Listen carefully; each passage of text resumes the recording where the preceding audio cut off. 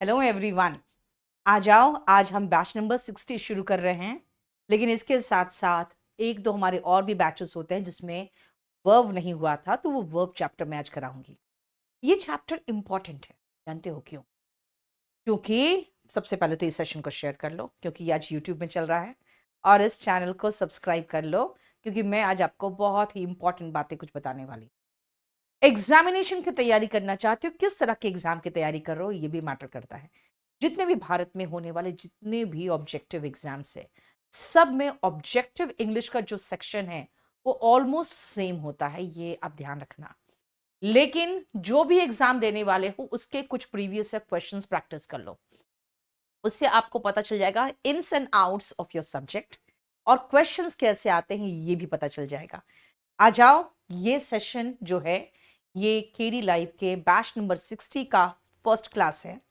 लेकिन first class नहीं, मतलब मैं कह सकती हूँ सेकंड क्लास है, लेकिन इस चैप्टर का फर्स्ट क्लास है। और बाकी बैच नंबर 51 एंड 52 इनका लास्ट चैप्टर है, और वो है वर्ब। बेटा, वर्ब इंपॉर्टेंट इसीलिए है क्योंकि वर्ब से आप सेंटेंस बनाते हो, बिना वर्ब का सेंटेंस नहीं बनता। अब कुछ यहाँ पे ऐसे भी स्टूडेंट्स होंगे जो वर्ब को भ बोलेंगे। बेटा, हिंदी में भी व और भ अलग होता है, सो प्लीज एक तो जो भी यहाँ पढ़ने आए हो, प्लीज अपनी हिंदी और इंग्लिश दोनों की प्रोनाउंसिएशन सही रखना। खासकर कहाँ से यशस्वी, कहाँ से मैं बीमार दिख रही, तुम्हें जा दिखाओ तो। खासकर हिंदी मीडियम वाले और हिंदी भाषी क्षेत्र वाले, आ जाओ। देखो नेक्स्ट, सबसे पहले देखो वर्ब जो चैप्टर है ना बेटा, आप देखोगे पूरा का पूरा कंप्लीट आपको ये पीडीएफ मिल जाएगा। और ये जो पीडीएफ है वो इस बुक का है। इस बुक में सब कुछ है जो मैं पढ़ाती हूँ अपने ऑनलाइन या ऑफलाइन बैच में। लेकिन एक चीज और ध्यान रखना, आप चाहो तो नोट्स नहीं बनाना, चाहो तो आपकी मर्जी। नोट्स बनाना चाहो तो बाद में जो मैं आपको लिखा हुआ लोड करूंगी, आप उसको कंप्लीटली एज इट इज उतार लोगे, तो भी आपका नोट्स तैयार हो जाएगा। एक बार पढ़ना है, 8 से 9 महीने में एक बार पढ़ के खत्म कर लो। और उसके बाद सिर्फ आपको रिवाइज करना है और previous year question paper solve करने हैं, वो भी सब कुछ हम प्रोवाइड कर देते हैं। तो आ जाओ, सबसे पहले इस चैप्टर में जिसका नाम है वर्ब। हैंडराइटिंग भी सही होना चाहिए आपका। गंदी हैंडराइटिंग बहुत गंदा असर छोड़ती है। आप अच्छे नहीं लगते हो, आपकी शक्ल ही गंदी लगने लगती है अगर हैंडराइटिंग गंदी होती तो। मुझे बहुत इरिटेशन होता है जो गंदी हैंडराइटिंग लेके आते हैं वो। वर्ब क्या है बेटा? वीओडी कोर्स भी है विशाल, आपको लाइव एंड वीओडी दोनों मिल जाएगा, आपको जो चाहिए वो ले लो। सुनो, वर्ब का मतलब क्या है? अगर मैं कहूं I teach, he dances, you go, he comes, she is sleeping. अब देख रहे हो, सब में आप एक क्रिया करते हुए दिखा रहे हो, तो एक क्रिया बताता है। लेकिन अगर मैं कहूं I like you, I love you, you know me, इसका मतलब ये कोई क्रिया थोड़ी है। वो मुझे जानती है, she knows me. I like you, बेटा ये एक्शन नहीं है, ये कुछ फीलिंग है जो यहाँ पे है, नो जो यहाँ पे है, दिल और दिमाग के अंदर है। तो वो वर्ब क्या है? यस, वर्ब तो है, लेकिन वो स्टेट बता रहा है, एक अवस्था। यानी मैं उसे जानती हूँ, मेरी मानसिक अवस्था है। मैं उसे पसंद करती हूँ, ये मेरी दिली अवस्था है। आई एम अ टीचर, ये मेरा पोजीशन है कहाँ पे? समाज में। तो याद रखना, ये जो वर्ब है ये डिनोट करता है एक्शन और डिनोट करता है स्टेट। बेटा 2025 में जिनको एग्जाम्स देना है, प्लीज इस क्लास को मिस मत करो। ये बहुत इंपॉर्टेंट क्लास है जो आपको इंग्लिश के बेसिक्स को समझाएगा। आ जाओ, देखो वर्ब क्या है, ये बताता है। डिनोट का मतलब होता है बताना। मैं चाहूंगी आप इंग्लिश में ही नोट्स बनाओ, हालांकि मैं उसको हिंदी में भी बोलते रहूंगी, आपको जिस भाषा में बनाना है बना लेना। लेकिन मैं चाहूंगी आपको कि आप अपने जो भी बना रहे हो नोट्स इंग्लिश में बनाओ, ताकि आपकी इंग्लिश साथ साथ सही होती जाए। और कमेंट में सब लोग प्लीज एक बार लिख देना आप कहाँ से हो और किस सिटी या टाउन से आप वॉच कर रहे हो। ठीक है? डिनोट्स एक्शन और दूसरा स्टेट। एक्शन का मतलब होता है क्रिया और स्टेट का मतलब होता है अवस्था।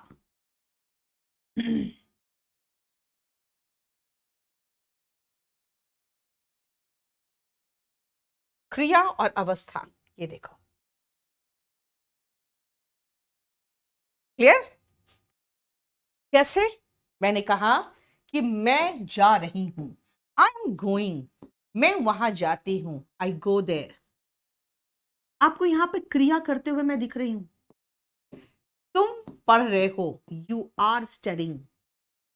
आप यहां पे किसी को कुछ करते हुए देख रहे हो, आप दिख रहे हो, यानी ये गो एक्शन दिखा रहा है, स्टडी भी एक्शन दिखा रहा है। लेकिन अगर मैं कहूं ही लव्स स्वीट्स, उसे मीठा पसंद है, तो एक बात बताओ, क्या आपको वो कोई क्रिया है जो करते हुए दिख रहा है? बिल्कुल नहीं। अगर मैं कहूं मैं उसे जानती हूं, आई नो हिम, क्या ये कोई क्रिया है जो करते हुए दिख रहा है? बिल्कुल भी नहीं।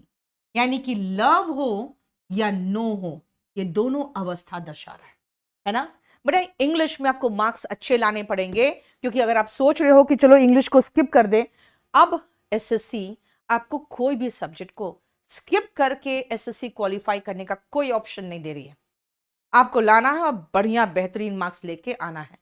और ये ध्यान रखना कि बहुत हो हल्ला मच रहा है, हम लोग भी बहुत नाखुश हैं, लेकिन बहुत सारे टीचर्स हैं ऑनलाइन प्लेटफॉर्म पे जो सारे इस हाई कट ऑफ को जस्टिफाई भी कर रहे हैं और कह रहे हैं हमने कहा भी था, हालांकि किसी ने नहीं कहा था इतना जाएगा। तो सबसे बड़ी प्रॉब्लम क्या है ना कि कल 11 बजे से हम लोग सब ट्वीट करने वाले हैं, आपको पता ही होगा कि कल 11 बजे से हमने आपको 3 दिए हैं और यही सेम चीज 2 दिया है हमने, 3 है और वो सारे के सारे लोग ट्वीट करने वाले हैं, सारे ऑनलाइन प्लेटफॉर्म के टीचर्स सब सेम ट्वीट करने वाले हैं। तो आपका काम है उस ट्वीट को फॉरवर्ड करना सब जगह। एक तो है एसएससी वेटिंग लिस्ट लाओ, कल ट्विटर पे 11 बजे मैं उसको लोड कर दूंगी, और दूसरा एक है एसएससी मार्क्स पब्लिक करो। ये 2 ट्वीट कल मैं करूंगी और ये आप साथ ही साथ आपको करना होगा, ठीक है? He is come. शिवा क्या करते हो यार, कितना गंदा इंग्लिश है, गंदी इंग्लिश आपकी है, गंदा नहीं गंदी इंग्लिश है ना? ही कम्स होगा। मैम मेरा 0.5 मार्क्स से सिलेक्शन रह गया। बेटा ऐसे ही तो हो रहा है, तभी तो कल मैं चिढ़ी पड़ी थी, मेरा एक स्टूडेंट का 0.06 मार्क्स से रह गया। तो इस चीज को आप जस्टिफाई नहीं कर सकते, तभी तो मैं कह रही हूं अगर आप तैयारी कर रहे हो तो बहुत जम के तैयारी करना पड़ेगा। पहले क्या था, कुछ कहते थे मैम प्री तो 100 120 में, 2012 की बात कर रही हूं मैं, 100 120 में हो जाता है। तो मैं अगर मैथ्स और रीजनिंग पूरा ढंग से कर लूं और थोड़ा बहुत इंग्लिश और जीएस कर लूं तो भी मेरा सिलेक्शन हो जाएगा। उस समय ऑफलाइन था और उसमें कोई नॉर्मलाइजेशन नहीं था, बड़े खुश होके कर लेते थे। लेकिन अब क्या है ना, आपको कोई भी subject including GS including English किसी को भी आप छोड़ नहीं सकते हो। लेकिन इंग्लिश में एक पंगा है कि इंग्लिश में ग्रामर तो है, वोकैबुलरी भी है, लेकिन ओवरऑल अंडरस्टैंडिंग भी बहुत इंपॉर्टेंस रखता है। तो मैं आपको ओवरऑल अंडरस्टैंडिंग बनाने की क्षमता विकसित करती हूं। तो मैं आपको बहुत जल्दी ही सेंटेंस अरेंजमेंट कराऊंगी जो 2024 में आया है, और उस पे दिखाऊंगी आपको टेंस पर बेस्ड हम सेंटेंसेस करेंगे। इसलिए कह रही हूं कि थोड़ा ढंग से आप प्रिपेयर करो, क्योंकि ढंग से प्रिपेयर करोगे तभी सिलेक्शन होगा। देखो क्या कहा मैंने कि एक्शन डिनोट करता है, स्टेट डिनोट करता है वर्ब। यानी जब आप कुछ कर रहे हो, जैसे मैं बोल रही हूं आप सुन रहे हो, आप यहां पे सुन नहीं रहे हो, सुनना एक्शन नहीं हुआ। मैं बोल रही हूं, मैं पढ़ा रही हूं, आप पढ़ रहे हो, वो जा रहा है, ये आ रहा है, इसका मतलब सारे एक्शन है। मैं तुम्हें जानती हूं, मैं तुम्हें पसंद करती हूं, मैं चाय प्रेफर करती हूं, बोलोगे दिख तो नहीं रहा है ना? जो चीज दिख नहीं रहा है तो एक्शन नहीं है, वो स्टेट है, वर्ब तो है लेकिन वो स्टेट है। So this is verb. अब देखो जरा ध्यान से, यहीं पर मैंने लिख के दे दिया है आपको, मैंने कहा सब कुछ लिखा हुआ है, डूइंग या स्टेट वर्ड, यानी मैंने आपको डिटेल में बताया कि वर्ड डिनोटिंग एक्शन और वर्ड डिनोटिंग स्टेट। अब आते हैं टाइप्स ऑफ वर्ब्स। अब देखो टाइप्स ऑफ वर्ब्स, कहोगे मैम टाइप्स ऑफ वर्ब्स क्यों पढ़े?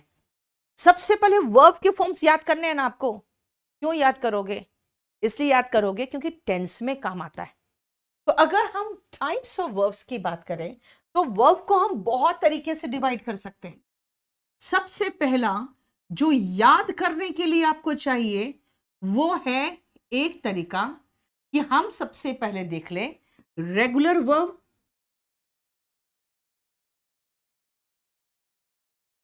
और इररेगुलर वर्ब्स। पहले तो हम इसको ही खत्म करके यहीं पर हटा दें। क्यों? क्योंकि बेटा अभी आपको बताया मैंने कि वर्ब के फॉर्म्स रटने पड़ेंगे। और जानते हो वर्ब के फॉर्म्स, बहुत सारे बच्चे कहते हैं मैम वर्ब के फॉर्म्स ही तो याद नहीं हो रहे हैं। बेटा अगर नहीं हो रहे हैं तो इतने वर्ब्स तो कर लो जो सामान्य इंग्लिश में यूज होता है। फिर आप कहोगे मैम हम एसएससी का एग्जाम देने वाले, तो मैं कहूंगा भैया आपको सारे वर्ब्स याद करने पड़ेंगे। ये लिबर्टी स्पोकन वाले बच्चों को है। कुछ बच्चे कहते हैं मैम स्पोकन की बुक में बहुत सारे वर्ब के फॉर्म्स है। मैंने कहा बेटा मैं सबके लिए सब कुछ दे दे रही हूं। अब इस स्पोकन की बुक में आपको जितने वर्ब्स से आप याद करने हैं, जो आप रेगुलर बेसिस पे याद करते हो, बस उनको याद करके खत्म कर लो, जो रेगुलर बेसिस पे यूज करते हो। लेकिन अगर आप वर्ब कहोगे कि मैम मैं एसएससी की तैयारी कर रहा हूं, मैं कहूंगी भाई आपको सब याद करना पड़ेगा। और रेगुलर वर्ब्स तो आसान है। क्यों आसान है? क्योंकि इसमें जानते हो ये जो V2 यानी वर्ब का सेकेंड फॉर्म, अब बोलोगे सेकेंड फॉर्म क्या है? V3 ये कैसे बनता है पता है? V1 में ईडी ऐड करके। लेकिन इतना आसान नहीं है कि बस सब में ईडी ईडी ईडी ऐड कर दिए हो गया, ऐसा नहीं होता। उसमें भी कुछ ट्रिक्स है। और इररेगुलर वर्ब में तो भैया कोई नियम कानून है ही नहीं। क्यों? क्यों नियम कानून नहीं है? चलो सबसे पहले मैं फर्स्ट टाइप दिखाती हूं आपको, गो, वेंट, गॉन। तीनों अलग है ना।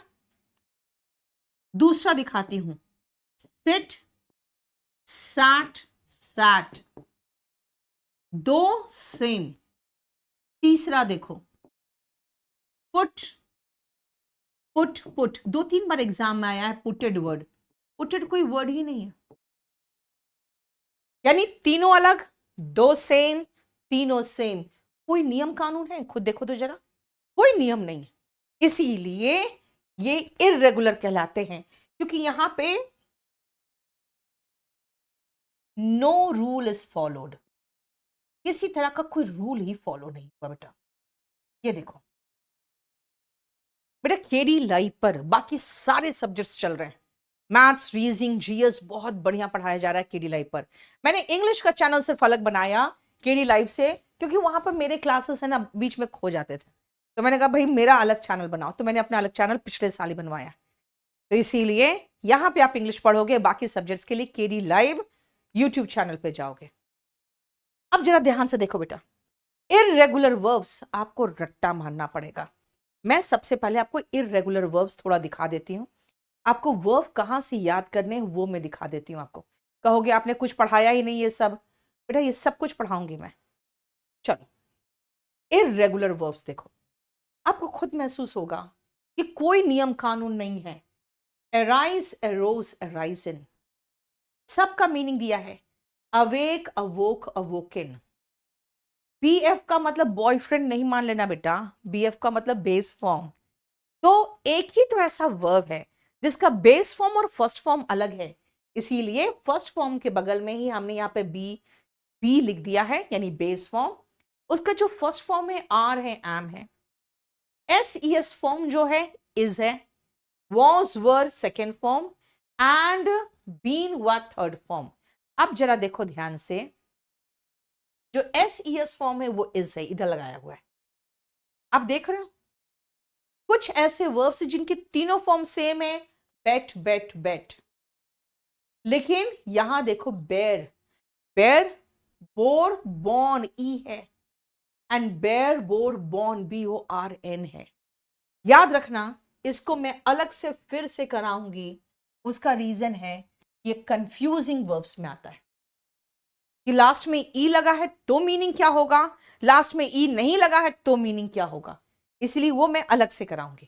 ठीक है, ये है आपके। जरा एक बार नजर डालो, आपको खुद महसूस होगा यार कोई नियम ही नहीं है। बिगिन, बिगन, बिगन और बिड का तीनों फॉर्म सेम, बोली लगाना के फॉर्म में। Bind, bound, bound, bite, bit, bitten तीनों फॉर्म अलग। ब्लो, ब्लू, ब्लोन तीनों फॉर्म अलग। ब्रेक, ब्रोक, ब्रोकन तीनों फॉर्म अलग। बेटा याद करना पड़ेगा। अब अगर आप कहोगे कि नहीं इंग्लिश याद करना मुश्किल है, तो वोकैबुलरी का पोर्शन बहुत भयंकर है। इसीलिए हम लोग देखो क्या करते हैं, करना सब कुछ आपको है, हम सिस्टमैटिक तरीके से आपको करने का तरीका बताते हैं, पढ़ाते हैं, समझा देते हैं। और जानते हो आपको, जब मैंने पढ़ाना शुरू किया ना, तो मुझे समझ में नहीं आया कि बच्चों को मैं कौन सी बुक कहूं करने को, क्योंकि कुछ ऐसा था ही नहीं। अब जैसे स्कूल के बुक्स के लिए रेन एंड मार्टिन था, बेटा सीरियस का लेवल पूरा कंप्लीटली कवर्ड होगा शैलेंद्र, टेंशन मत लो। रेन एंड मार्टिन था। अब रेन एंड मार्टिन बोलूं तो बच्चा को क्या बोलूं मैं कि रेन एंड मार्टिन करोगे तो स्कूल का है। लास्ट में जाके जब मैंने पढ़ाना शुरू किया, उसके बाद 3-4 साल के बाद मैंने ये किताब निकाली जो आज तक निर्विरोध नंबर 1 पे चल रहा है। तो बात क्या है ना, जो चीज सजेस्ट करूं मैं, आप बस उतना भी करते जाओगे ना, इंग्लिश में कहीं भी प्रॉब्लम होने नहीं दूंगी मैं आपको। और सालों का तजुर्बा है यार, ये बुक मैंने 2012 में लिखी थी, और वो भी 4-5 साल के एक्सपीरियंस के बाद 2012 में बुक निकला था। तो ये सारे ऐसे वर्ब्स हैं जो इरेगुलर वर्ब्स है, जो कोई नियम फॉलो नहीं करते। तो चलो हम चलते हैं, रेगुलर वर्ब्स क्या नियम फॉलो कर रहा है। मैं कहूंगी यार कुछ नहीं, वर्ब का सेकेंड फॉर्म थर्ड फॉर्म बनाने के लिए सीधा वर्ब के फर्स्ट फॉर्म में ईडी लगा दो। बेटा ऐसा भी नहीं है, ऐसा भी नहीं है। अब आती हूं मैं रेगुलर वर्ब्स, और इसमें आप 2-3 नहीं, आपको करीबन मैं दूंगी 7 ऐसे वर्ब्स, और सब में हम खाली V1 V2 और V3 का इस्तेमाल करेंगे, क्योंकि आपको पता है आईएनजी लगाना है तो V1 में ही लगाना है, SES लगाना है वर्ब में तो V1 में ही लगाना है। तो हम रट्टा मारेंगे क्या, वर्ब का फर्स्ट फॉर्म, सेकेंड फॉर्म और थर्ड फॉर्म, बस सही 3 तो रटना है मुझे। ठीक है, सबसे पहले देखो, एक नॉर्मल सा वर्ब लेती हूं मैं जिसमें सीधा सीधा ईडी लगा दूं, सीधा मैंने ईडी लगा दिया, कुछ नहीं किया। देखो रेगुलर वर्ब में। दूसरा, fit, fitted, fitted. Double T क्यों किया वो अभी बताऊंगी आपको। हीट, हीटेड, डबल टी नहीं करेंगे अब, हीटेड। और इस पेज में आपको 4 वर्ब्स लिखूंगी मैं, नेक्स्ट पेज में बाकी लिखूंगी। पैनिक, पैनिक्ड, और थर्ड फॉर्म भी पैनिक्ड। अब देखो ये सारे रूल्स समझो कि अगर हम वर्ब के फॉर्म्स याद करेंगे तो किस रूल के अकॉर्डिंग याद करेंगे। भाई वॉक है, कुछ नहीं किया मैंने, मैंने सिर्फ V1 में ईडी लगाया, ये V2 और V3 बन गया। और ये सबसे आसान रूल है, सब लोग ये कर लेते हैं, मेरे क्लास के लड़के तो बड़े आराम से करते थे और वो सबके साथ करते थे। और हमारे में जब भी पैसिव वॉइस में ऐसे क्वेश्चन आते मजा आ जाता था, कास्ट का कास्टेड, पुट का पुटेड, स्प्रेड का स्प्रेडेड, ईडी लगा लगा के उस सबको बना देते थे थर्ड फॉर्म। और जब भी ऐसा वर्ब आता था हम बड़े खुश होते, अच्छा अब मजा आएगा, अब उन लोग के सारे मार्क्स कट जाएंगे, हम लोग को मार्क्स मिलेंगे। हम लोग बहुत अकड़ में, मतलब बहुत चौड़ में रहते थे यार। ठीक है, बाकी अब सब मिलते हैं तो हम लोग उस समय के चीजों को लेके बैठ के हंसते हैं और हंस के मजाक उड़ाते हैं, फिर कहते हैं यार हम लोग कितने इडियट्स थे, और फिर सबको आ जाते हैं वापस। तो सालों बाद जब ये सब चीजें याद करोगे तो आपको हंसी आएगी, लेकिन इंग्लिश उन सब में से सबसे अच्छा मेरा है। कारण क्या है कि मैं रेगुलर टच में रही, उन लोग तो कई को तो इंग्लिश भूल ही गए पूरा कंप्लीटली। चलो नेक्स्ट आओ, फिट, फिटेड, फिटेड। बेटा ध्यान से देखो, बेटा लास्ट में कॉन्सोनेंट है और उसके पहले जस्ट एक वावल है। बेटा वावल नहीं बोलना, इट्स वावल नहीं होता, टावल एंड वावल नहीं होता, इट्स वावल, टावल। डब्ल्यू जो बीच में आता है ना वो वा नहीं होता। ठीक है, वा थोड़ी है यार कि टावल बोलूं और वावल बोलूं, इट्स वावल। ठीक है, अगर एक वावल है, एक वावल जो होता है ना बेटा उसको कहते हैं शॉर्ट वावल। शॉर्ट का मतलब बेटा मैंने कहा फिट, फीट थोड़ी बोला मैंने, हिट, हीट थोड़ी बोला। देखो ये हीट है नीचे, दो वाउल है इसके पहले। अगर ऐसा होगा ना, अगर ये दिखेगा आपको, तो आपको करना क्या है, डबल द कॉन्सोनेंट। अब बोलो कि कॉन्सोनेंट क्या है, ए ई आई ओ यू को छोड़कर जितने हैं वो कॉन्सोनेंट। जो लास्ट में कॉन्सोनेंट दिख रहा है उसको डबल करो और फिर ईडी लगाओ, तो सेकेंड फॉर्म थर्ड फॉर्म बन गया। समझ में आया? बेटा क्लास नोट्स ऑलरेडी अपडेटेड है, 2024 अपडेटेड तो है ही यार, देखो ना 24 अपडेटेड है। अच्छा, एसबीआई क्लर्क के लिए लवकेश, बेटा केडी लाइव बैंकिंग चैनल में जाओ, वहां पे बहुत अच्छे उसके प्रैक्टिस बैचेस चल रहे हैं। टीचिंग के लिए केडी लाइव टीचिंग में जाओ, बाकी जीएस एसएससी वगैरह के लिए अब केडी लाइव चैनल पर चले जाओ जो मेन चैनल है। फिर पीओ के लिए केडी लाइव बैंकिंग में चले जाओ, ये सब कुछ है। इंग्लिश पढ़ना है तो मेरे पास आ जाओ, और क्या चाहिए यार।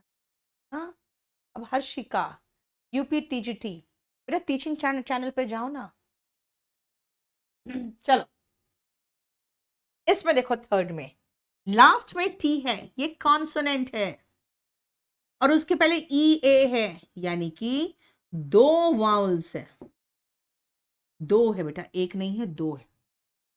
तो क्या करें, क्या करोगे, कुछ नहीं करोगे, चुपचाप से ईडी लगा दो, बस बन गया second form and third form. Consonant के पहले दो वाउल्स है, चुपचाप से ईडी लगा दो। ये जरा देखो ध्यान से, पैनिक, पैनिक मतलब होता है ना अचानक डर जाना, कोई चीज से आप एकदम घबरा गए। ये एंड में सी है, एंडिंग इन सी। अगर सी में एंड कर रहा है तो इसमें क्या करोगे, इसमें पहले के ऐड करो, के, ये छोटा के देखो, ठीक है, और फिर ईडी ऐड करो। इस तरह से फॉर्म्स में ईडी लगा रही हूं मैं, लगा रही हूं, लेकिन थोड़ा सा डिफरेंस है। चलो और बताओ तो, इसके बाद और क्या रूल हो सकता है ईडी लगाने से पहले, जल्दी सोच के बताओ तो, और क्या क्या रूल्स हो सकते हैं, जल्दी सोच के बताना, जल्दी, और क्या रूल्स हो सकते हैं, फटाफट बताओ।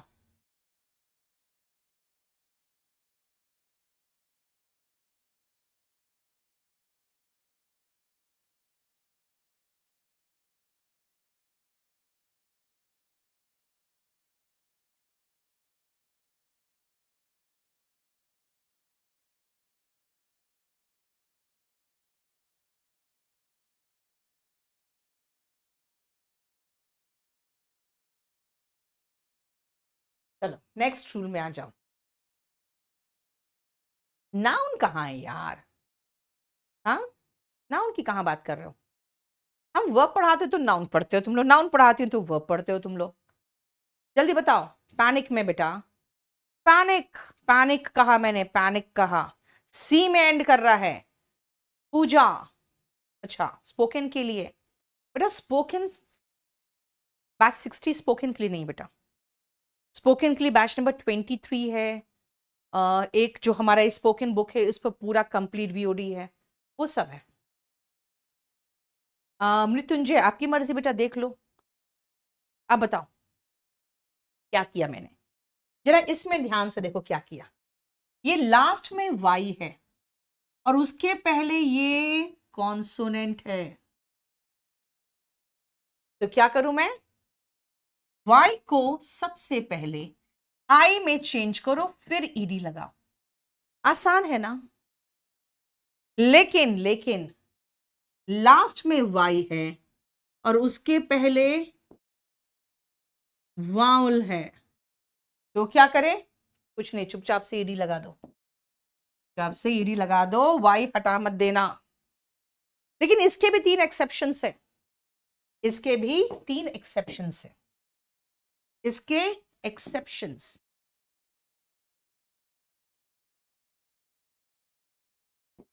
अपवाद जिसको कहते हो, पे, ले एंड से,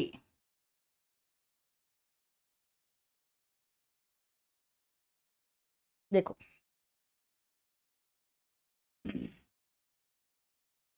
अगर ऐसा है, पे, ले एंड से, पे मतलब चुकाना, ले मतलब कोई चीज ऐसे हॉरिजॉन्टली रखना, एंड से मतलब कहना, ये तीन एक्सेप्शन है जिसमें वाई के पहले वाउल है लेकिन फिर भी वाई आई में कन्वर्ट हो गया। वाई के पहले ए ई आई ओ यू दिख रहा है आपको, लेकिन फिर भी वाई आई में कन्वर्ट हो गया। इसलिए ये तीन एक्सेप्शन। देखो, समझ में आया? चलो नेक्स्ट देखो ध्यान से। बेटा डाई, पहले से ई लगा हुआ है। भाई जब पहले से ई लगा है तो डबल ई थोड़ी करूं मैं, है ना? फिर क्या करोगे? Die, died and died. लेकिन इसमें एक चीज और पढ़ाना है मुझे, आईएनजी लगाना है तो डी वाई आई एन, मतलब एंडिंग इन आई ई। तो अगर इसमें आईएनजी लगाना है तो पहले आई ई को हटाकर वाई लगाइए। बोलोगे डी लगाना है, ईडी लगाना है, तो भाई पहले से ई लगा, खाली डी लगा दो, डाइड। लेकिन आई ई है और फिर मुझे आईएनजी लगाना है, तो आई ई को पहले वाई बनाना फिर आईएनजी। देखो जरा ये नियम समझ में आ रहा है कि नहीं आपको? सारे नियम एक बार पहले देख लो।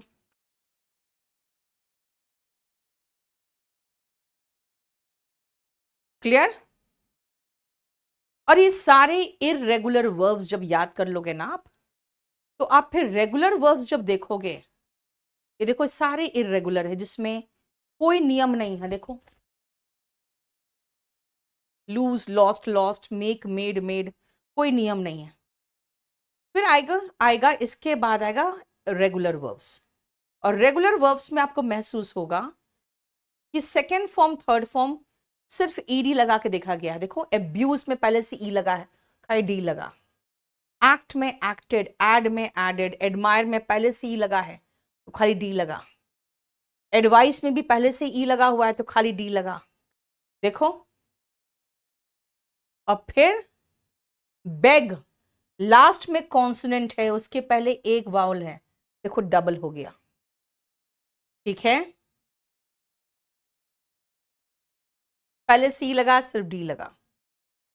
क्लैप में पहले पी है उसके बाद एक वाउल है, डबल पी हो गया। देखो वाई में खत्म हुआ, उसके पहले कॉन्सोनेंट है, वाई आई में कन्वर्ट हुआ। बेटा आपको है ना सारा का सारा मिलेगा कि जो मैंने अभी आपको समझाया ना कि वाई में खत्म है, देखो आई में कन्वर्ट हुआ, वो सारा दिखेगा आपको।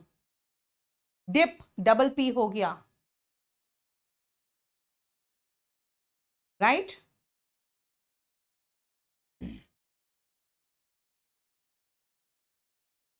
पहले से ई लगा है तो खाली डी, और पहले से ई नहीं है तो फिर ईडी। देखो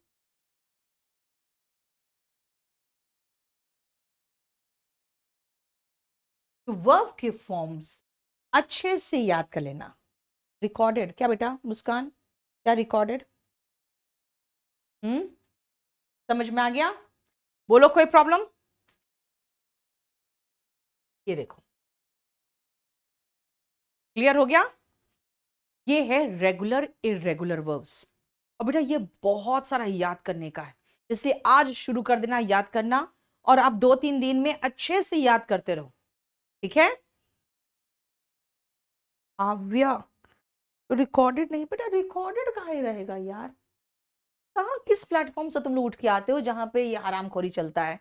रिकॉर्डेड चला देते हैं और कहते हैं लाइव है, और फिर यहाँ पर भी वही गंदी चीजें तुम लोग लेके माइंड से आते हैं। अंधे हो यार, यहाँ देखो टाइम लगा हुआ है। हद है, हट। चलो हो गया, ये हमारा क्या था, रेगुलर इररेगुलर वर्ब्स।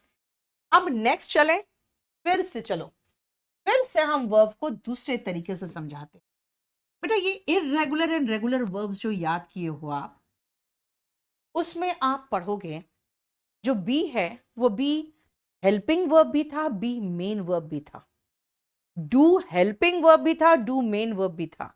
यानी अगर हम चले कि वर्ब को और कैसे डिवाइड कर सकते हैं, तो हम वर्ब को हेल्पिंग वर्ब, अब हेल्पिंग वर्ब क्या है, जिसको हम एक और नाम से बुला सकते हैं ऑक्सिलरी वर्ब। कुछ में आपको डबल एल दिखेगा, कुछ में एक एल दिखेगा, ठीक है। दूसरा मेन वर्ब, ये जो डू दिखा था ना आपको, वो आपको ऑक्सिलरी वर्ब में भी दिखता है और मेन वर्ब में भी दिखता है। तो ऑक्सिलरी वर्ब ही दो प्रकार के होते हैं। एक ऐसे होते हैं जिसको हम कहते हैं primary auxiliary verb, primary helping verb या ऑक्सिलरी वर्ब कह दे। और दूसरा होता है मॉडल्स। अभी जो मॉडल्स है ना, ये अलग चैप्टर है, इसको हम इसमें लेकर तो चलेंगे ही नहीं, ठीक है। नेक्स्ट देखो ध्यान से, इसी में बहुत ध्यान से समझना है इसको।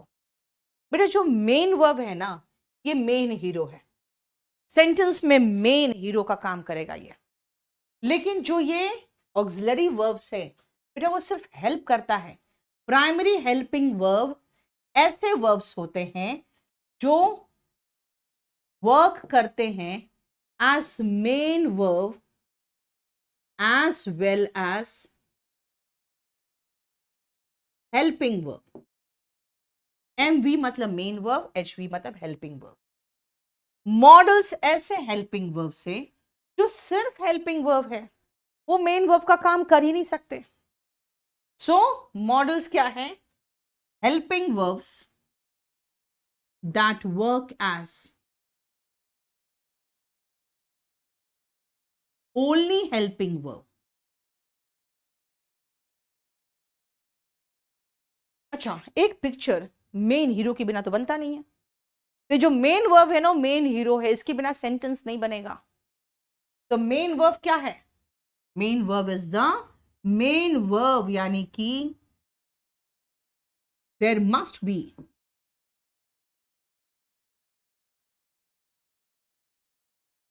a main verb in a sentence.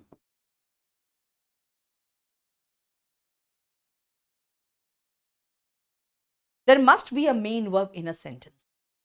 अब सबसे पहले मैं आपसे दो तीन चीजें पूछूंगी, दो तीन सेंटेंसेस में आप मुझे बताओगे उसमें हेल्पिंग वर्ब कौन है और उसमें मेन वर्ब कौन है, ठीक है? बोलो, समझ में आया? यहां तक देख लो। तो पहले मैं तीन सेंटेंसेस दे रही हूं, आप हर सेंटेंस में मुझे आंसर कर दो कौन सा हेल्पिंग वर्ब है, कौन सा मेन वर्ब है।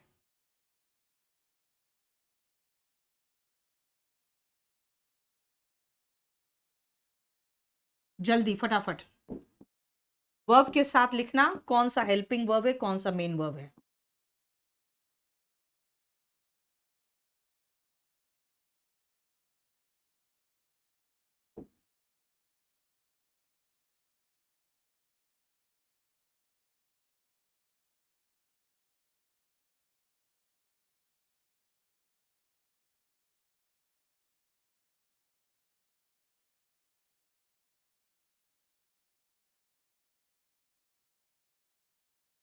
जल्दी बताइए। Very good Lakshmi, Kanta, I am helping verb. Bhavya, gerund लिख दिया तुमने टीचिंग को। बेटा जेरेंड कैसे हो गया वो? Teach main verb. Sneha, very good, I am helping verb, very good. Nagma, banking exam के लिए सिर्फ इंग्लिश चाहिए। बेटा इंग्लिश का बैच बैंकिंग वाला लेना, उसमें आपको पूरा बैंकिंग का बेसिक टू एडवांस तो मैं पढ़ा दूंगी, और प्रवीण सर आपको पूरा कंप्लीट प्रीवियस से प्रैक्टिस कराएंगे। वेरी गुड, बहुत सही। ध्यान से देखो बेटा, आई एम टीचिंग, मैं पढ़ा रही हूं। बेटा ये मेन एक्शन बता रहा है, मुख्य कार्य बता रहा है, तो ये मेन वर्ब है। और इसको ये हेल्प कर रहा है, ये हेल्पिंग वर्ब है। दूसरा में आओ, ये आर्टिकल जहां देख लो ना, ए एंड द, समझ जाना ये जिसके लिए आ रहा है वो नाउन है। नाउन मतलब किसी के नाम को नाउन कहते हैं। यहां पढ़ाने वाले का नाम क्या है? टीचर। इसके बाद मुझे सिर्फ वर्ब वॉज दिख रहा है, ये अकेला है यहां पे, तो ये मेन वर्ब है।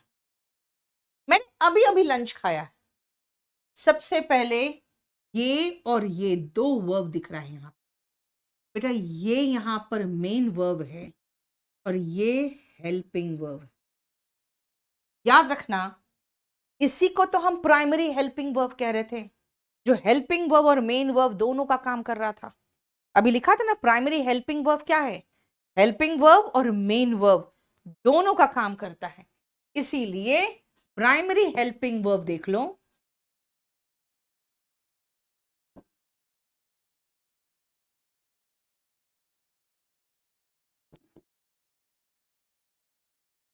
इनमें सिर्फ तीन आते हैं, डू, बी और हैव।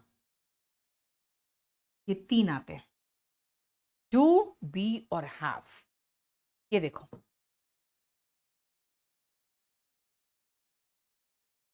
सत्यम बेटा, ये live lecture with in 24 hours recorded form में ऐप में लोड हो जाता है। आप चाहो जितनी बार चाहो देख सकते हो। ये ईयर का एंड चल रहा है, इसीलिए अभी डिस्काउंट्स भी चल रहे हैं और वैलिडिटी पे भी कुछ है ऑफर्स, सिर्फ इसी मंथ लास्ट तक, उसके बाद खत्म है। ठीक है, कौन कौन सा कहा मैंने? डू, बी और हैव, ये देख लो, ये तीन है प्राइमरी हेल्पिंग वर्ब। अब आओ, इसको पहले हम खत्म कर लेंगे ताकि हमें वापस, चलो मैं आपको एक चीज और दिखा देती हूं कि अभी जो आपको पढ़ाया है मैंने, ऑक्सिलरी वर्ब, मेन वर्ब, यही बताया। फिर मैंने बताया ऑक्सिलरी वर्ब क्या है, प्राइमरी ऑक्सिलरी वर्ब और मॉडल्स। मॉडल्स मैंने कहा मॉडल में पढ़ाऊंगी, इसको छोड़ दो। फिर प्राइमरी ऑक्सिलरी वर्ब में मैंने आपको मेन वर्ब कैसे है वो तो मैंने अभी नहीं बताया आपको। मेन वर्ब खाली आपको रेगुलर इररेगुलर वर्ब बताया ताकि अब रट्टा मारना शुरू कर दो, कम से कम वर्ब के फॉर्म्स। ठीक है, ये सब कुछ मैं अभी कराऊंगी थोड़ी देर में। अभी जो मैंने आपको कराया था मेन वर्ब, रेगुलर और इररेगुलर, ये नियम सिखाया था सिर्फ आपको। ठीक है, अब आ जाओ वापस। ये तीन जो है ना, डू, बी और हैव, इनको एक एक करके देख लेते हैं तो मेरा पूरा खत्म हो जाएगा। क्या? Helping verb, primary helping verb भी खत्म हो जाएगा, मॉडल्स बच जाएगा। अब मॉडल्स यहां नहीं छुएंगे क्योंकि वो अलग चैप्टर है, उसको अलग से करेंगे। लेकिन प्राइमरी हेल्पिंग वर्ब जैसा कोई एक अलग चैप्टर नहीं है, इसको यहीं पर खत्म करना पड़ेगा। आ जाओ सबसे पहले डू पे। ये डू,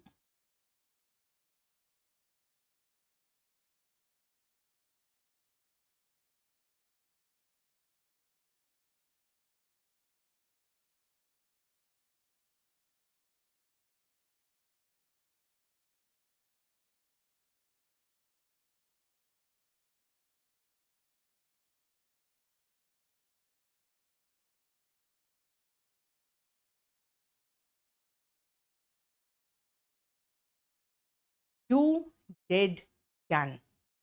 वर्ब का आईएनजी फॉर्म भी देखोगे तो डूइंग हो जाएगा, और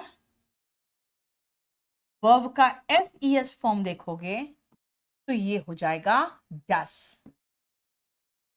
सारे फॉर्म्स लगा दिए मैंने। अब इससे रिलेटेड जो मुझे बताना है वो ध्यान से देखो।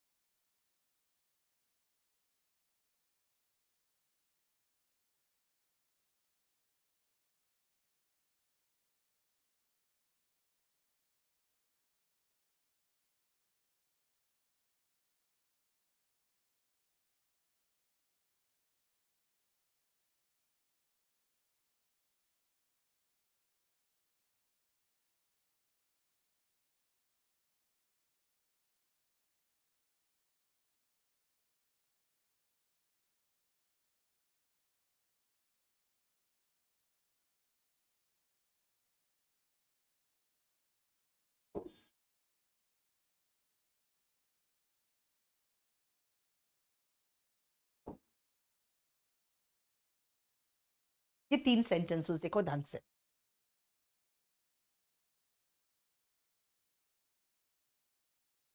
स्टबर्न ड्रीमर, बेटा आप एक काम करो, शिवम या हिमांशु दोनों अपने नंबर्स बार बार शेयर कर रहे हो ना, आप उनको एक बार व्हाट्सएप कर दो, ठीक है? बुक जो ऑर्डर किए हो उसके नंबर के साथ, ऑर्डर नंबर के साथ। सुनो, I do not do any work, मैंने ऐसा सेंटेंस क्यों दिया? क्योंकि यहां पे 2 डू दिख रहा है। मैं कोई काम नहीं करती हूं, ये हो गया मेन वर्ब, और ये नॉट के पहले जो है हेल्पिंग वर्ब। तभी तो मैंने कहा प्राइमरी ऑक्सिलरी वर्ब, मतलब हेल्पिंग वर्ब भी है और वो मेन वर्ब भी है। लेकिन अगर ये वर्ब के फर्स्ट फॉर्म के पहले आ गया डू, डज, डिड, और नॉट के बिना आ गया ना, देखो ऊपर तो नॉट है तो ठीक है, नॉट के बिना आ गया तो ये मेन वर्ब पर जोर देता है। जैसे मैं कहूं उसे मैं जानती हूं अच्छे से, आई नो हिम वेल, आप कहोगे यार तुम नहीं जानती हो उसको, मैं कहूंगी भाई I do know him well, present tense, मैं उसे अच्छे से जानती थी। I did know him well, ये जो डिड है ना वो मेन वर्ब पर जोर दे दिया। ये जरा सेकेंड सेंटेंस को देखो ध्यान से, अगर हम डू, डज और डिड के बाद मेन वर्ब का V1 फॉर्म लगा दे, V1 वर्ब का फर्स्ट फॉर्म, तो क्या करेगा? ये मेन वर्ब पर जोर दे देगा। लेकिन आपको इसको टेंस के अकॉर्डिंग लगाना पड़ेगा, भैया टेंस तो यहां नहीं पढ़ाने वाली मैं, इसलिए खाली इतना देखो, आई डू नो हिम वेल, तुमने गलती की, यू मेड अ मिस्टेक, कहोगे मैम ये तो साधारण लग रहा है, यू मेड अ मिस्टेक, मैं कहूंगी you did make a mistake, मतलब तुमने गलती की, जोर दे रही हैं, है ना? ये क्या करता है, ये जो स्ट्रक्चर है मेन वर्ब के पहले बिना नॉट का, ये स्ट्रक्चर यूज होता है जोर देने के लिए, to emphasise the main verb, main verb पर जोर देने के। ये देखो, ठीक है? नेक्स्ट आओ, आई डिड द लॉन्ड्री। अब जानते हो एक कोलोकेशन भी है, कोलोकेशन वगैरह जानते हो, मुझे लगता है 90% स्टूडेंट्स को पता ही नहीं था कोलोकेशन क्या होता है, हालांकि उसका यूसेज थोड़ा बहुत पता था। जैसे मैं अगर कहूं मैंने गलती कर दी, करने का इंग्लिश होता है डू, गलती कर दी, आई डिड अ मिस्टेक। आप कहोगे डिड अ मिस्टेक तो नहीं सुना है, आई मेड अ मिस्टेक सुना है, मेक का मतलब तो बनाना होता है, यानी मैंने गलती बना दी, बोलोगे नहीं, आई मेड अ मिस्टेक ही सुना है। इसी को तो कहते हैं कोलोकेशन इन वर्ब, यानी कुछ ऐसे वर्ब्स होते हैं कुछ एक्शंस के साथ एज इट इज यूज होते हैं, आप कुछ नहीं कर सकते हो। अगर मैं कहूं मैंने कपड़े धो दिए, यानी गंदे कपड़े धो दिए, तो आई वॉश्ड द क्लोथ्स चलेगा। लेकिन अगर मैं कहूं आई डिड द लॉन्ड्री, ये भी वही सेम चीज है ना? मैंने अपने बाल बना लिए, I did my hair, I made my hair, दोनों चलेगा। तो कहीं कहीं ये डिड जो है ये कोलोकेशन के रूप में, यानी कि फिक्स्ड जैसे वर्ब के रूप में आते हैं, वो वही इस्तेमाल होंगे और कोई वर्ब आ ही नहीं सकता। तो इसको मैं सीधा कह दूंगी सी कोलोकेशन, कोलोकेशन देख लो, दैट्स इट, और कुछ नहीं। समझ में आया? ये देखो, तो डू के फॉर्म्स जो हैं, अब जरा ध्यान से देखना, जो मैंने आपको समझाया है अभी, मैं आपको जैसे पढ़ा रही हूं बुक में वो सब कुछ है, लेकिन मैं कह सकती हूँ उस ऑर्डर में नहीं होगा, लेकिन सब कुछ है। अब देखो, जो वह वर्ब के फॉर्म्स याद करके खत्म करोगे,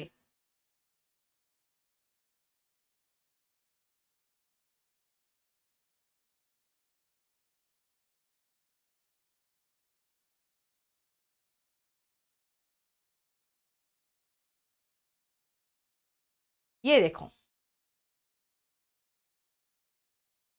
I do not do any work, पहला वही एग्जाम्पल था, I do understand your problems, I did make a mistake, वही समझाया, राइट? इतना तो समझा चुकी। अब हम लास्ट एग्जाम्पल में आते हैं, उसको जरा ध्यान से समझ लेना।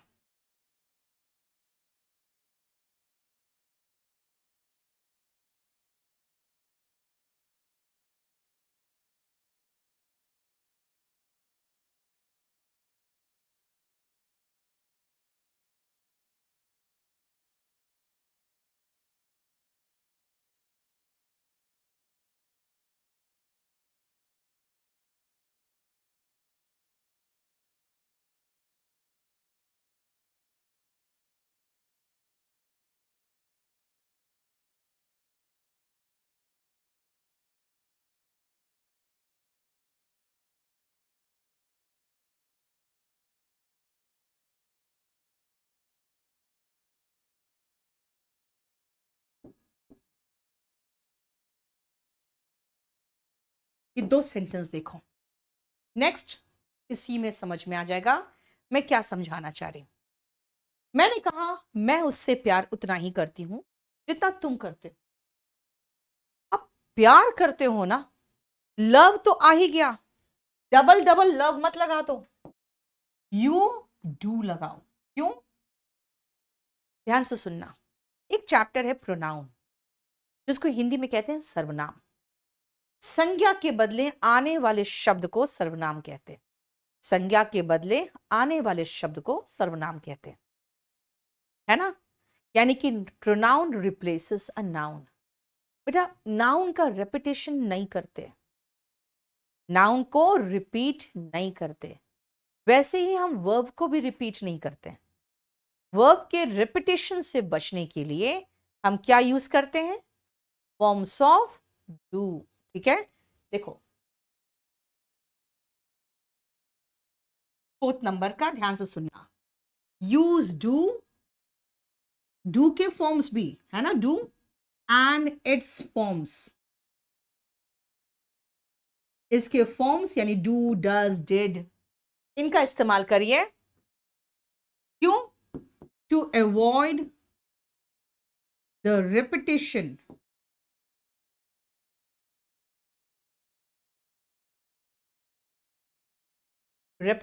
Of verbs. किन वर्ब्स का? Except be. बी के फॉर्म्स जो है ना अभी बताएंगे, एंड इट्स फॉर्म्स। भाई बी के फॉर्म्स का रिपीटिशन से बचने के लिए हम बी का फॉर्म इस्तेमाल करेंगे। I am as tall as you are, I am, you are. Be के फॉर्म्स का रिपीटिशन से बचने के लिए बी के फॉर्म्स का प्रयोग करते हैं। इसके अलावा जितने वर्ब्स है उनका रेपिटेशन से बचने के लिए डू के फॉर्म्स का इस्तेमाल करेंगे। जैसे आई लव हिम, मैं उससे उतना ही प्यार करती हूं जितना तुम करते हो, as much as you do. अगर मैं कहूं मैं उसे जानती हूं, तुम कहोगे मैं भी, तो आई ऑल्सो नो नहीं कहोगे, कहोगे सो डू आई। देखो यहां पे नो के रिपीटेशन से बचने के लिए हमने डू का प्रयोग किया, राइट? तो डू का इस्तेमाल हम करते हैं डज, डू, डिड। क्यों? वर्ब के रिपीटेशन से बचने के लिए। डू के 3 यूजेस बताए मैंने। पहला मैंने बताया हेल्पिंग वर्ब, मेन वर्ब दोनों है ये। इसे देखो, नॉट के पहले I do not do any work, helping verb main verb के रूप में आया। दूसरा मैंने आपको बताया था जब मेन वर्ब पर जोर देना है तो I do understand your problems, I do come here every day, है ना, जोर दिया। He did come here yesterday, जोर देने के लिए। ठीक है। तीसरा मैंने कहा कोलोकेशन में भी डू का इस्तेमाल होता है, जो हम कोलोकेशन में देखेंगे, उसको हम बिल्कुल पूरी तरह से छोड़ दिए, सिर्फ एक एग्जांपल लगा के। और लास्ट जो यूज मैंने कहा कि जब हम बी का फॉर्म हटा दो, इज, एम, आर, वॉज, वर, ये सब हटा दो, बाकी जितने वर्ब्स है, वर्ब्स के रिपीटेशन से बचने के लिए डू के फॉर्म्स का प्रयोग होता है। जैसे नाउन के रिपीटेशन से बचने के लिए प्रोनाउन का प्रयोग होता है। मैं बार बार एक, कभी किसी राजा की कहानी सुनोगे तो एक बार आता है once upon a time there lived a king, उसके बाद खाली ही लगाते हैं हम, है ना। अगर अकेला एकमात्र वही आदमी है उस पूरी स्टोरी में तो हम ही लगाते हैं फिर, क्योंकि प्रोनाउंस का इस्तेमाल करते हैं। यहां पर भी वर्ब के रिपीटेशन से बचने के लिए हम डू के फॉर्म्स का प्रयोग कर रहे हैं। हमने आपका पहला प्राइमरी हेल्पिंग वर्ब खत्म किया, दैट इज डू। बी और हैव, ये 2 और प्राइमरी वर्ब्स है जिनको हम नेक्स्ट क्लास में कराएंगे। बेटा याद रखना ये बैच नंबर 60 है। एसएससी में अगर अच्छे से तैयारी करनी है, चाहे वो कोई भी एग्जाम हो, आपको मैं पहले ही बता दूं, एसएससी को पता ही नहीं है लेवल का, वो MTS, GD, CHSL, CGL, CPO, steno, सबका पेपर का सेम लेवल रख देती है। इनफैक्ट कुछ क्वेश्चन तो सीजीएल के आसान होते हैं, एमटीएस के डिफिकल्ट होते हैं। इसीलिए जो स्क्राइब्स बैठे ना, ऑफ कोर्स स्क्राइब से एक लेवल नीचे वाले बैठते हैं, लेकिन उन्होंने सारे हैंडीकैप्स जितने डिसेबल थे, है ना, उन सबको पास करा दिया। एक पूरे सेंटर से जम के सिलेक्शन हुआ है। क्यों? क्योंकि सब लोग ऐसे ही स्क्राइब लेके गए थे जिनकी 4 आंखें थी, उन्होंने बड़े अच्छे से पेपर सॉल्व कर दिया, चाहे जितने भी डिसेबल थे उनके लिए। ठीक है। तो पीएच जो होते हैं ना कैटेगरी वाले, उन्होंने स्क्राइब ही अच्छे अच्छे लेके गए थे। अब मैं इसलिए समझा रही हूं आपको, आपकी तैयारी जबरदस्त होनी चाहिए, क्योंकि आप एमटीएस का एग्जाम दो, सीजीएल का दो, सीपीओ का दो, स्टेनो का दो, एसएससी को कुछ नहीं आता है पेपर बनाना। इसलिए वो क्या करती है, वो स्ट्रेट अवे एक ही क्वेश्चन बैंक्स उठा के सारे एग्जाम्स में एक ही तरह के क्वेश्चन टेप देती है, और उनको पता ही नहीं कि ऊपर से नीचे और नीचे से ऊपर में किस लेवल के एग्जाम्स देने चाहिए। जैसे मेरा बेटा भी कहा कि नहीं ऐसा तो नहीं है, बोर्ड में भी जो अगर हम लोग में कभी किसी को चोट उट लगा रहता है तो लोअर क्लास के जो बच्चे होते हैं उनको दिया जाता है हमारे राइटर के रूप में। मैंने कहा बेटा राइटर के रूप में तुम्हें अगर कोई 11th में कोई 9th का बच्चा दे देगा तो तुमको पूरा समझाना पड़ेगा क्या लिखना है। लेकिन ऐसा केस नहीं है, क्योंकि अगर 10th का भी जो एमटीएस का तैयारी कर रहा है वो भी सीजीएल का पेपर सॉल्व कर सकता है। सब लेवल सेम करके रखे हुए हैं ये लोग। तो आपको तैयारी जम के करनी है। अब मुझे ये मत कहना मैम मेरा तो सिर्फ सीएचएसएल की तैयारी है, या मैम मैं सीजीएल का तैयारी करने वाला हूं तो सीएचएसएल के पेपर मैं क्यों सॉल्व करूं। आपको सारे पेपर सॉल्व करने हैं, अच्छी तैयारी करनी है। और दूसरी बात है, आप क्वेश्चन स्किप नहीं कर सकते। ये थोड़ा डिफिकल्ट था क्योंकि बेटा अब कंपटीशन का लेवल अच्छा हो गया है, तो आपको बहुत अच्छे लेवल की तैयारी करनी है। और मैं अपने एक्सपीरियंस से बता सकती हूँ कि जब मैं प्रीवियस ईयर क्वेश्चन पेपर्स कराती हूँ तो मैं समझ सकती हूँ कहाँ कहाँ क्या क्या चीज बढ़ रहा है और क्या क्या चीज इंक्लूड करना है। जैसे पहले जो ये बुक था, उसके बाद 2017 में ये जो बुक मैंने रिवाइज किया है, इसमें 10 चैप्टर इंक्लूड किया था मैंने। Infinitive, Geraint, participle, mood, inversion, ये 5 चैप्टर तो मेरा सीधा सीधा वर्ब एडवांस में से अलग करके अलग से इंक्लूड किया था। ठीक है, तो इसीलिए अपने एक्सपीरियंस से मैं आपको बहुत अच्छे से तैयारी करा सकती हूँ। केडी लाइव और केडी पब्लिकेशन, ये दोनों आपको बहुत हेल्प करेगा। एक बात और बता दूं, अगर आप अफोर्ड कर सकते हो, मैंने फिर कहा अफोर्ड कर सकते हो, दिल्ली आने के लिए पॉकेट अलाउ करता है, बिल्कुल आ जाओ। क्योंकि यहाँ का जो माहौल है वो आपको बताएगा कि मंदिर में जाकर पूजा करना और ऑनलाइन पूजा करना, जिसमें जो डिफरेंस होता है वो आपको महसूस होगा। हम आपको बहुत ही सुरक्षित माहौल देंगे, बहुत बढ़िया क्वालिटी देंगे और बहुत ही बढ़िया आपको इंफ्रास्ट्रक्चर प्रोवाइड कर देंगे। आप यहाँ आकर अगर तैयारी करोगे तो कोशिश करो ऑफलाइन तैयारी करने का। ऑफलाइन नहीं कर सकते हो तो ऑनलाइन भी हम केडी लाइव पे हैं, और पूरा कंप्लीट पब्लिकेशन की जो बेस्ट सेलर्स है, चाहे वॉल्यूम 1 हो, चाहे अगर बहुत बेसिक कमजोर हो तो आप स्पोकन से शुरू कर सकते हो। अगर एडवांस लेवल के ग्रामर करने हैं और इस बैच में एडमिशन ले रहे हो तो ये जरूर ले लेना, ये आपको बहुत हेल्प करेगा। और एक जो मास्टरपीस है वो कैप की बुक, जिसमें आप पूरा कंप्लीट वो कैप का सेट मिल जाएगा आपको। और लास्ट में प्रैक्टिस करने के लिए अगर चाहिए तो आप ये गोल्डन बुक ले सकते हो। तो केडी पब्लिकेशन में भी आपको सारा मिल जाएगा। इनफैक्ट मैथ्स के भी, जीके का जो स्टैटिक जीके है, ये सब बहुत अच्छी किताबें निकली हैं इससे। तो तैयारी जम के करो। केडी पब्लिकेशन, केडी लाइव आपके साथ है। आपको मैं बहुत सिस्टमैटिक तरीके से तैयारी करा सकती हूँ और बहुत बढ़िया तरीके से आपको पूरा कंप्लीट कोर्स फिनिश करके दूंगी।